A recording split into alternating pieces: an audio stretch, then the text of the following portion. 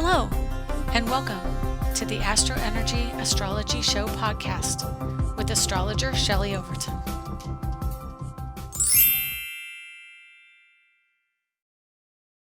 Hi, and welcome to the first edition, or maybe the last edition of the last season. Anyway, we're kicking off the 13th year of this podcast. So I want to welcome you. My name is Shelley Overton. I'm an astrologer in Orlando, Florida. And we're going to have a good show today talking about what's going on in the sky with the planets. And I think I'm also going to touch on the trial with Amber Heard and Johnny Depp, because I haven't really wrapped that whole storyline up, and I've been looking at some of the charts and I wanted to share with you what I've seen. But we're going to start out today on a Mercury direct. So I hope you are now enjoying the planetary shift to direct. We are also staring down the barrel of Saturn going retrograde, which happens tomorrow. I've been watching the Maui webcam because it's such a beautiful place, and I really enjoy having that kind of as a screensaver on my computer when I'm not really using it, and it keeps it awake. So Maui has the waves coming in, and we had some waves coming in and they bounced back out. So at that very moment, the waves were crossing each other. Some were coming in while the reverberation was going back out. That's what it's kind of like with Mercury going direct and Saturn going retrograde. They are kind of crossing the energetic shift there in the way waves do. And so today we had Mercury go direct at 4 a.m. at 1 a.m. Pacific. And tomorrow we have Saturn going retrograde at 5:47 p.m. Eastern and 2:47 p.m. Pacific. What does that all mean? So Mercury was retrograde from 26 degrees of Taurus through about 4 degrees of Gemini. And when Mercury was in Taurus in the last degrees, it showed an ending energy around relationships and being in a couple, around an idea of how we express our value in the world and what we see as our value, which in this society translates to money. So there could be a shift of money coming and going. There is an energy that wants to wrap up the story around taking our time with something. Generally, it is Taurus related, so it could be the end of plants. I have plants here. I'll even show you. I have this plant that broke off. This one broke off of a bigger plant. Let's see if you can. There it is. Anyway, it's a little plant that I potted. It broke off of a bigger plant, and I've been trying to grow this plant for a month, about during the duration of the retrograde, and it's kind of languishing. It's not really thriving. So, plants, especially at this time, Mercury is the expression of the energy it's in. And so in Taurus, it grows things. It grows our money. It grows our sense of value in the world. And when Mercury goes through there, we are more intellectually or analytically aware of the growth of things. And, of course, politically, we see on the news all the time finger pointing about what our economy is doing. So this is a time that's really focusing a great deal on value. And because we have the energy at the end degrees of Taurus, it's wrapping up the old story in the material world, not unlike having Pluto in late degrees Capricorn, looking at going into Aquarius next year, because it is both earth and air energy. So we are moving from the earth energy of Taurus into the air energy of Gemini.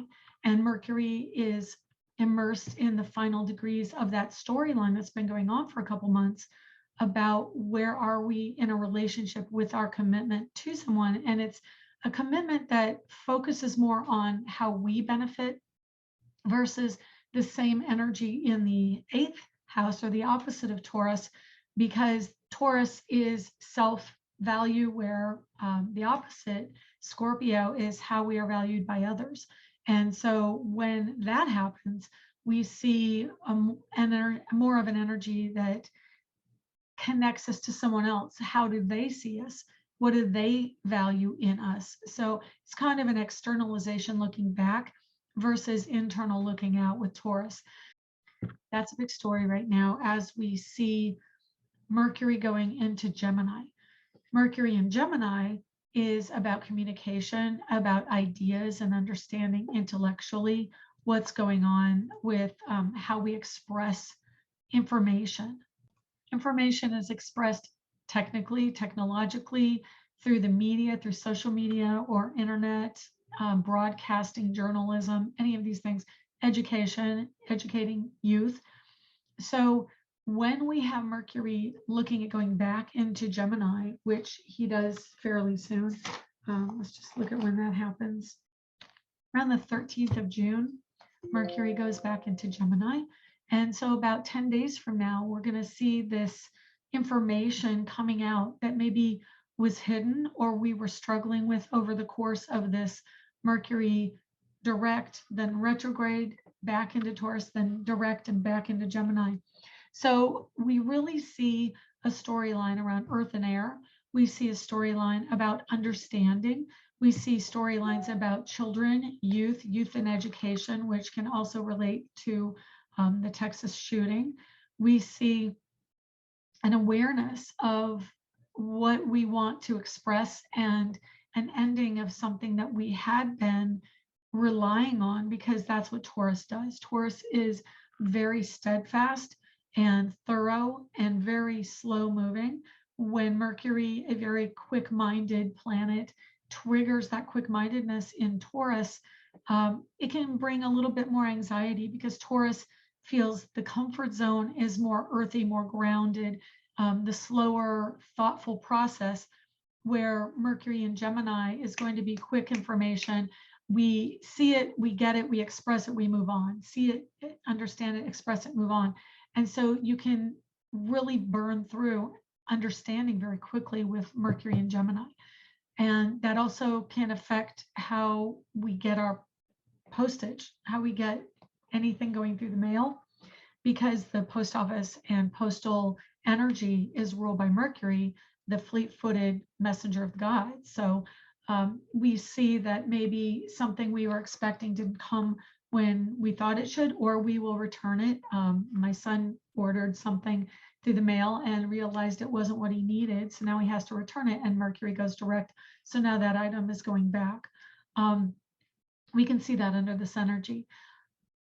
Venus is in Taurus currently, and she is 7 degrees of Taurus. So she is in her ruling sign, as is Mars in Aries, as is the moon in Cancer. For the last day, we are seeing moon go into Leo later today.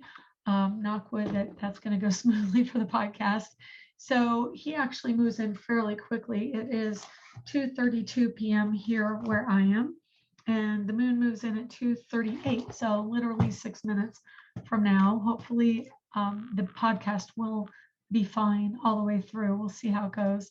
So moon in Leo is going to be interesting because moon in Leo squares Taurus energy. Moon is very gregarious, very playful, creative, romantic, needs to connect to others. It is a sign of generous people, and it rules hair like the lion. So we have these beautiful manes that attract people to us. And it is kind of an orator energy and a storyteller. So they're great at pontificating. My father is a Leo. He definitely has the gift of drawing attention to him, which is what Leos do. But Taurus, again, is very subtle, very demure, does not want to attract a great deal of attention unless it is through the beauty or aesthetic expression, such as, wow, your makeup looks great, or your clothing is wonderful today. Having moon move in a square to Venus is going to be a clash between mothers and daughters. Ego will be affected in the moon realm. That's Cancerians or Leo. So if you know someone who's a Leo, they could get their feelings hurt. And Taurus, Venus is, again, very steadfast and loyal. Taurus is a sign that is rather stoic. I think all of the earth signs have a bit of stoicism in them, but Taurus is really earnest, meaning that they will, even in the face of disgruntled people, just keep their nose down and keep plowing forward. They may get their feelings hurt, but they're going to continue in a very reliable, steadfast way. So they are the sign of the bull, and that means that they're going to continue to plod very strongly forward with whatever vision they have. And so they're not going to be swayed very easily by people who may be caught up in their egos. As the moon goes through the signs, which are going to be Leo, Virgo, Libra next week, and then we end the weekend next weekend with Moon in Scorpio, which we'll talk about next week. That energy is going to be very focused on children and balance in our lives. So of course, we're going to have 3 signs of the moon next week and the weekend this week, which Moon in Leo, again, time with children, time around family, being more interested in one-on-one communications with each other. And then Moon in Virgo will be more about getting the tasks done, focusing on work, focusing on education and school, being of service to others, wanting to be alone more mentally. You're not as interested in really sharing your time with other people under Moon in Virgo. They are the loner energy because they're very engaged with their own energy. They have a very popping mental capacity. So they're always interested in many things. And it may be more difficult for Virgos to really process the information coming through unless they have alone time. So if you know a Virgo in your world or someone with a lot of Virgo planets, they can really enjoy being alone more. And then Libra coming up next week, and Libra is going to be in the sky, let's see, starting 11:23 a.m. on Wednesday through the evening or afternoon time on Friday next week. And so Libra is going to really entice us to enjoy our desire around connecting to another person. So they are more about the idea of connection as, you know, an ideal and not a practical thing, because when it comes to practicality, they default to the Virgo energy. They will default to the second house, which can be a little bit more shy. So Librans may want a good relationship, may want to be in a partnership, but their second house is Virgo. So it's a little bit more difficult for Libra to express it, but they do better in a relationship. So with the moon in Libra, we're going to be looking for partners at the end of next week. Okay, so the rest of the planets, Uranus is in Taurus at 16 degrees today, North Node at 22, which means this of Taurus, which means the South Node is going to be at 22 Scorpio. The nodes in Taurus and Scorpio, again, focus us on value, focus us on money. Is it ours? Are we making the money we really feel we're worth? And Scorpio South Node is going to bring up karma around how we treat each other around money and how we have expressed the financial side of our nature towards other people. Are we kind to other people? Are we generous, or are we stingy? Are we valuing other people at face value, or do we have judgment? Because Scorpio can be rather judgmental, and that's how they are more discerning. Okay, Mercury at, I think it's 26 of Taurus, but let's double check. Yeah, 26 degrees and 5 minutes. Okay, so a 26-degree Mercury means, of course, there are 4 more degrees through the middle of the month that we are dealing with Taurus. Again, that is the wrapping up of how we think of money, an old story coming to an end. I have been hitting that theme very strongly lately. And so if you have Taurus planets, or if you have a Taurus second house, meaning you're an Aries or Aries rising, you'll have Taurus in the second house of money. So this particular transit of the Mercury energy has affected your finances as well as communication, or moving from the financial side of things and the love side of things into more of a playful, chatty, verbose side of things. So those themes are affecting you more strongly, Aries. Sun at 13 Gemini. I find this really interesting because everyone in the news right now seems to be a Gemini influenced person. We are going to talk about the Depp Heard trial. They were both very strongly influenced by Gemini, and we'll talk about that when we get to that. But interestingly, also, Donald Trump is a mid-range Gemini sun, and he's been going through a lot of litigation himself in the news. So we're seeing that come out. But if you're a Gemini, there's a potential for 8th house energy affecting you, because late degree Pluto in Capricorn is in conjunct to both Gemini and Leo are the ones that are being affected very strongly by late Pluto in Capricorn. So know that if you've been experiencing more of difficulty around connecting to people, around feeling validated, that's the Leo side of your chart. And Gemini, the sun right now, and then Mercury will be going in there. So you're going to be feeling it. Capricorns. So right now, the ones with the most difficulty are probably Leo, Gemini, and Capricorn, as Pluto is now retrograde, but also it's aspecting Leo and Mercury. Pluto is affecting the Leo energy for ego, for your place in social relationships and how you feel about yourself. And then the Gemini energy affecting Pluto and Capricorn and vice versa is more about our sense of community and how we interact socially, from conversations, from ideas being expressed. And so it is very much a lesson learned kind of energy with Gemini. And Leo, it's much more about feeling okay with yourself, and your ego is much more affected through the Leo energy with Pluto currently. Okay, all the Taurus planets, and probably more Uranus specifically. Saturn retrograding is going to be affecting Taurus people and Taurus planets, with its rulership of the Aquarian energy being ruled by Uranus squaring Saturn. They are still squared, but as by sign, as Saturn moves retrograde, he's going to move closer and closer to that direct square, because 16-degree Uranus is 9 degrees away from that 25-degree Saturn. As he gets closer and closer, it's going to be more friction. I'm not sure that they're going to exact at any point this year. I think Uranus is retrograde all the way through the end of the year, if I'm not mistaken. Yeah, he is.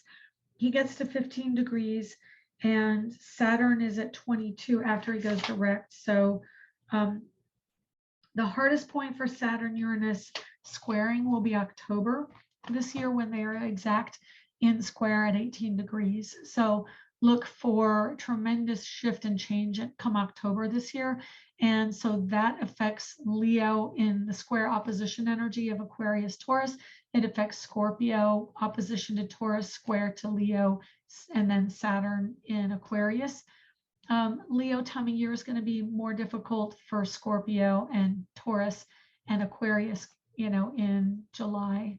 So late July, early August. But yeah, your year is pretty intense this year. All of you, Scorpio, Taurus, Leo, Aquarius. Pluto will be going into Aquarius next year, so kind of extends for those same signs through next year. But Saturn will be hitting Pisces next year, and so we'll be bringing in more of the Pisces Virgo axis. But anyway, for the current situation, Saturn retrograding is going to be the biggest story. With friction is going to be with Uranus come October, but also an increasing sense of dissatisfaction. And that relates to entrepreneurship, because Uranus in Taurus is about money, how we earn money, and it's also about entrepreneurship and independence. And then we have Saturn in Uranus, a sign of Aquarius, talking about career. How are we structuring our career? Where is that coming from? In Aquarius, it is, again, independence. So Saturn is more the physical structure of how we express that career, where Taurus, Uranus is more the financial side of it. So those two are always pretty much hand in hand with our career. There is what we do, how we do it, which is our Mars, and what we get from it financially, which can be Venus, but it is also the expression of the rulership of where Saturn is. It can be the expression of where Venus is. Venus and Taurus, of course, money is highly important to us right now.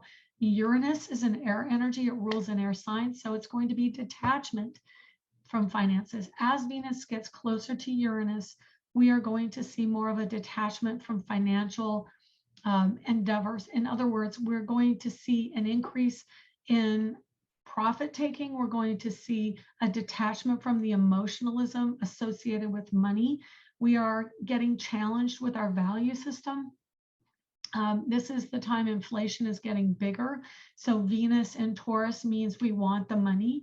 And Uranus is saying, I don't care how you feel about it. So in the negative sense, Venus, Uranus are going to bring a peak inflation time.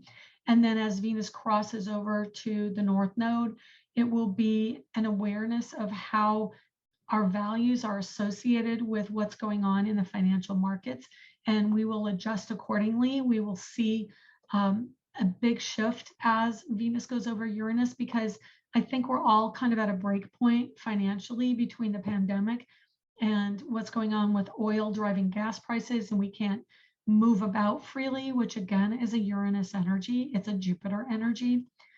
So what does this mean for your sign? It means that if you're a Taurus or an Aquarius, you're getting directly hit by the energy that's coming in this week.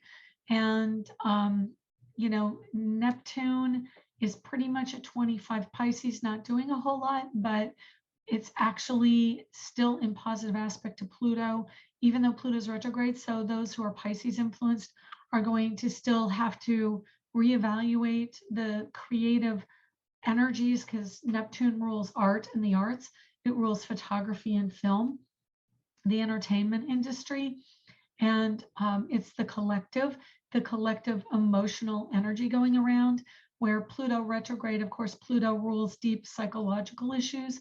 In Capricorn is about whether or not we're taking ownership of our situation. So because Neptune rules a lot of the energy around addiction and illusion, retrograde Pluto in positive aspect means that we're starting to see our triggers, our psychological triggers with how we behave and whether or not we are getting our dreams fulfilled, how those systems that we need to fulfill the dreams are made up, and whether or not we're doing that in the right way.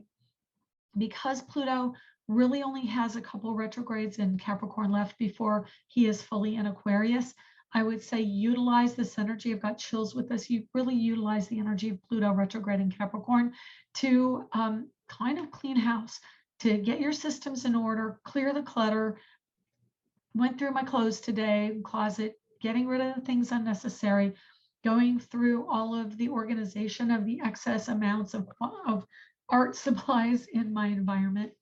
So you can do the same. Definitely having a clutter clear out is a really good way to shift and move energy in a positive way. Jupiter right now and Mars are 3 degrees apart in Aries, and Chiron is at 15 Aries. So Jupiter, Mars, Chiron, telling us a story about a wounding around the male ego, and that can be from the male ego or in our sense of our own male ego structures. So that's our drive, and the drive collectively, but also individual drives. And also Jupiter is expansion. We're wanting to express our masculine side more. So it can make us more aggressive. And every time I talk about what would normally be considered a negative attribute, and I think that we can see in the last week with all the mass murders, how Mars can express in a negative, aggressive way in society. But what is being said through that expression? We have to pull back the curtain and look deeper into what it means. So that's what astrology can help us do. It can help us really fixate on it, and fixate only from a standpoint of the energy repeats itself. We get it forward, we get it retrograde, we get it forward again. And so we are really digging deeper. When we have stelliums or clusters of planets in a part of the sky, it accents that energy all the more. So when we say, oh, try to keep calm when these transits happen, let's really dig deeper into what we're saying. How can you keep calm when Mars is triggering every anger energy, every aggressive or assertive nature within yourself? Maybe we have to, as a society, know that that exists and address it, address those urges. We need anger management. And yes, as a society, we don't want to have acts of aggression acted upon us, but we still have these urges. These are emotions. And I'm a huge proponent of emotional health versus mental health. I think that part of the reason mental health was deemed mental health is because as a collective, we look at intellect and logic as the be all end all go to means of interacting with each other. But truly, emotions and how we process emotions are what derail our minds. We think, oh, we've got it exact. We've got the linear path to where we need to go through our intellect. And then the emotions come up and derail us. And emotions can be not just emotions we understand, but information also that hits us from means that we don't understand, such as psychic awareness or telepathy. Intuiting what that driver next to you is going to do, and you know that he wants your lane, but you don't want him to have your lane. That triggers you, that makes you angry and frustrated that your space is not being respected. Things like that can come out, and those are emotional responses. So currently the collective is truly being challenged to understand our emotional responses and then integrate them into what we understand. And personally, I see the emotions are much more of a propeller in our lives of our behavior. We get frustrated, we stress when our emotions don't align with how we think things should go. We pray for things to happen in a certain way, and when they don't, when spirit brings in a path that we don't understand the logic of, we get frustrated and stressed instead of noticing that that could be the answer to our prayers. So this is a much deeper energy that we're being asked to understand and grow from currently. A lot of it deals with Pluto in Lake Capricorn and Uranus in Taurus. It also deals with Neptune in the last degrees of Pisces. We have the large outer planets and even the tiny small outer planets really digging deep to help us understand our emotional, intellectual connection. And it's getting more stressful because we are bringing in the Neptune energy of the collective emotional integration we need to do as we get closer to the end degrees with Pluto going into Aquarius, and then in 2046 goes into Pisces. So it's the last two signs of the zodiac that we are really having to understand as a collective. Pluto is the slowest moving, or I should say, the farthest out recognized body in astrology as a planetary body, as an indicator of something that really, as an astrologer, affects the masses and affects us individually in a very profound, life-changing way that we will never go back to the old story. We only can go forward when Pluto affects us in our charts. So I kind of take a little personal offense, being a Scorpio rising, to the idea that Pluto is not as significant in our world anymore. It is extremely significant when you define what it does in our individual charts. So off of that high horse now, coming up Friday, like I said, today, Mercury direct, we are dealing with a few days of the energy in Taurus. So we are looking at the ending of relationships, of being in a love situation.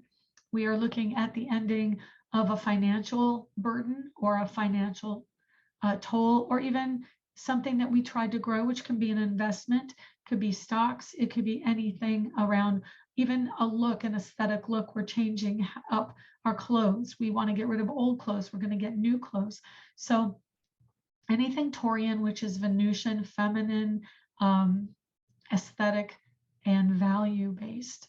Then we have Saturn on Saturday. Interesting, Saturn goes retrograde on its own day of the week. And so Saturn is in Aquarius. He is at 25 degrees. Again, just touching on the last part of wrapping up for the Aquarian energy. But now he's saying, no, I need to go back. He will stay fairly close to that degree. I think I said he will be up to 18 degrees by the end of the year. He is still at 18. Let's see, he goes direct at 18. And so he just gets to the bitter end of the middle decan of his sign, which is the Libra decan. So we're going back into relationships as Saturn gets past 20 degrees. So that's coming up in probably a couple months. We'll see Saturn at 20 degrees. And then the relationships are really going to be the focus of ownership and responsibility around the freedom. So I would say by the end of fall, or not, probably by the end of fall, we will see a particular, not everyone, but those strongly influenced by this Aquarian energy or Taurus energy will be wrapping up a storyline around their relationships with a particular person, and that will end come fall. But over the course of the summer, it may be a back and forth between you, trying to figure out if you really want to continue with it, make it continue, or you want to wrap it up and finish off that storyline. So really, the storylines deal with communication in a broad sense. It's everything Aquarian as Saturn goes retrograde in Aquarius.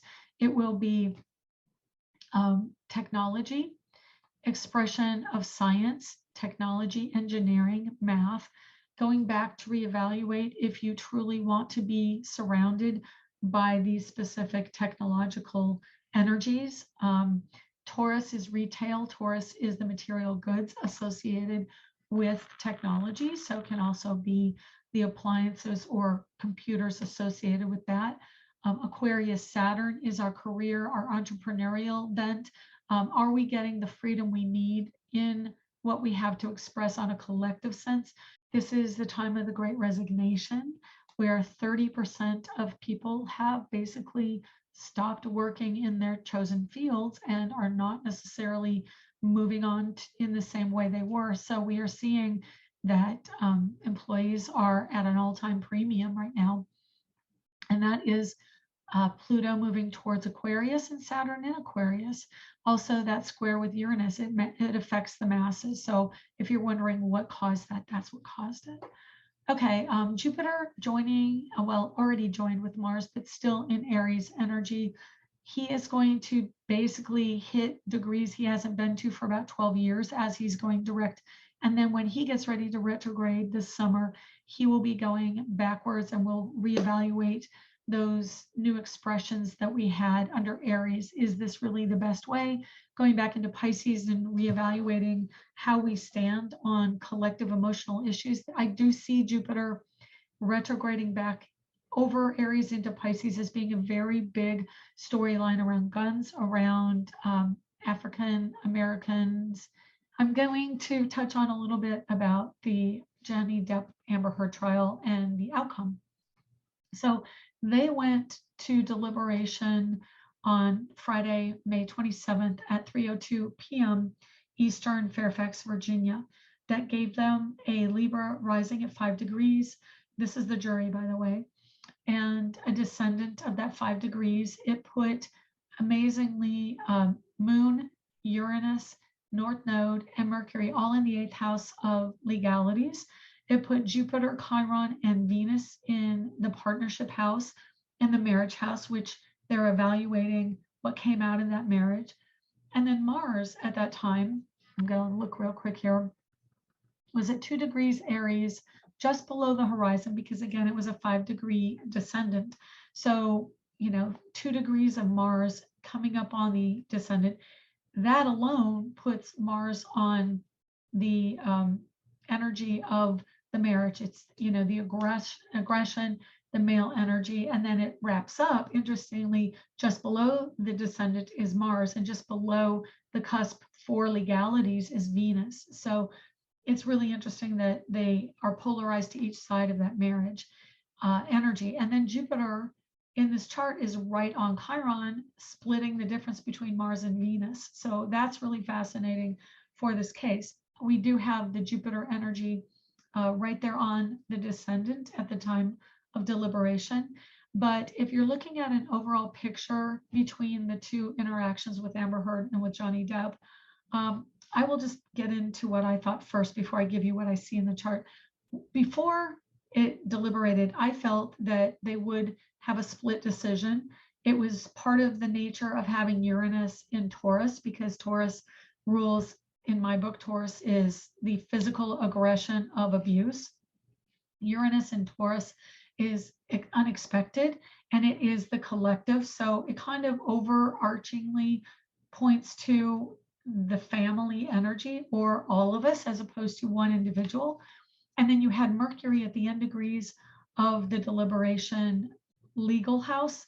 And so being in court, having to do with the law, everything was the 8th house. And so Mercury was in the last degrees of that house in the deliberation chart. And of course, Mercury goes direct today, which meant that a couple days before it went direct, there was the stationary motion of Mercury on the end degrees. And in this chart, we have Johnny Depp with Venus and Mercury right on his Mercury return that day, and that energy with Venus, Mercury together. So the receptivity, the feminine energy, is in his chart right on the jury. And in Amber Heard's chart, interestingly, she also had Venus right on Mercury. Johnny Depp had Mercury and Venus on Mercury. So they did see both sides of it. And I think that's also part of why she got a settlement out of her lawsuit, because her Venus was there as well. Her sun was right on the moon of the deliberation, and her north node is right on Venus at time of deliberation, but in the house of the marriage. So she could have something reversed in the challenge, because of course Mercury goes retrograde, which means there's going to be an appeal. And so Mercury in the chart of the jury is right on her Venus, which of course she was going to challenge it. But her Chiron is very close to the sun of the jurors in deliberation. And Johnny Depp's Chiron is down in the 6th house. I don't know if that has as much to do with the challenge of the appeal that Amber's going to have, but his Jupiter is on Chiron in the 7th house, or the descendant house of the jury deliberation. And so Jupiter's expansion planet of fortune, so it was on Chiron. So he had positive energy. He had the fortune on that Chiron, on that healing the wound. The other thing I found interesting with Depp was that he had Pluto, Uranus, and Mars in the 12th house of the jury when they deliberated. So Mars, Uranus, and Pluto, all right there in the 12th house, is going to be subconsciously, the clarity is there. Mars and Uranus combining together for clarity that comes across to them subconsciously. And then Pluto is the value in Virgo. It's like they understand the psychological value and what he went through on some deeper path. Yeah, he is a Gemini. So the jury deliberated under Gemini, and his sun is in Gemini because he was born, let me just look here, June 9th. So his birthday is in 6 days. So there is a connectivity between his sun and the sun of the jury. And then Amber has a sun in Taurus, which connected to, like they understood her emotional upset in this particular trial. But I really believe the Mercury of the jury, as well as Jupiter on Chiron, and the Uranus, Mars, Pluto in the 12th house, and also Depp's Neptune is in the 2nd house of the jury as well. So Neptune can mean that deeper understanding of an emotional connection for the jury. His moon was in the fifth house, his moon was in the fourth house of the jury as well. So that meant that there is a sense of understanding about how he lived his life at home and what he went through, in the emotional bond and the emotional understanding was in his house of home and family, even if Amber's was in the deliberation sector, or her son was on the moon. So there was an ego understanding from her aspect, and his ego was more connected to what they understood as even more celebrity. They understood celebrity and how that, I mean, I know her lawyers were talking about the celebrity aspect, but his lawyers really drove home and got that across to the jury. And then he's in a Saturn return. So also the Saturn was right on his Saturn for the jury. So they took, like, whatever this structure or the system was for the jury was in alignment with his Saturn, where her Saturn is in the second house of the jury, going into in the third house of the jury. So there was restriction around how she communicated, whereas his was in alignment with their idea of what was structurally sound with a decision. Okay, that's all I can do today. I hope you have a good week, and thank you again for being with me here. I do want to say that we've got a new kind of a sponsor. We're gonna play music from Mountainhead, which is a really interesting musical group, and I really like their music. So we're gonna use their music in the podcast from now on, and I hope you enjoy it. Please do check them out below. I'm gonna put links to their music and to their website. But anyway, thank you, Mountainhead, for giving me wonderful music to back up this podcast. And we'll see you next week. Take care, and thanks so much for joining us. Bye. Watching for an Aries, right? Right, is that back? Yes, thank you, Leo. Hey, this is Shelley. I wanted to give you a heads up that there are a lot of new art prints at shelleyoverton.com. So go over there and check them out. SHELLEYOVERTON.com. Thanks. Hi, this is Shelley. Thank you for joining us this week. To contact me for a private reading, go to angeliczodiac.com under the Readings tab. Background music was provided by Kevin MacLeod at incompetech.com. To purchase my ebook, Learn Astrology, you can find it at angeliczodiac.com, including discounts.